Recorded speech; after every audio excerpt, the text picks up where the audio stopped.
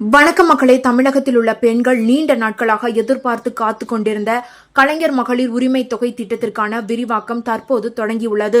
கடந்த 4ஆம் தேதி முதல் இந்த திட்டத்திற்கான விரிவாக்கம் அறிவிக்கப்பட்டு பல இடங்களில் முகாம்கள் நடைபெற்று வருகின்றது. 9000 முகாம்கள் திறக்கப்படும் என்று அறிவிக்கப்பட்ட நிலையில் நிறைய இடங்களில் முகாம்கள் நடத்தப்படவில்லை என்று பொதுமக்கள் புகார் அளித்து வந்தனர். குறிப்பிட்ட சில சேவை மையங்களில் மட்டுமே இந்த விரிவாக்கம் தொடர்பான பணிகள் நடைபெற்றது என்று தகவல் வெளியாகி உள்ளது. ரேஷன் கடைகளில் விண்ணப்பங்கள் கிடைக்கும் என்று தெரிவிக்கப்பட்ட நிலையில் அங்கும் கிடைக்கவில்லை. இதனால் பலரும் விண்ணப்பிக்க முடியாமலும் முகாம்களை கண்டுபிடிக்க முடியாமலும் சிரமப்பட்டு வருகின்றனர். இருப்பினும் அடுத்த ஒரு வாரத்தில் தேவையான இடங்களில் மகளிர் உரிமை தொகை திட்டத்திற்கான விரிவாக்க முகாம்கள் அமைக்கப்படும் என்று அரசு தரப்பிலிருந்து கூறப்பட்டு உள்ளது.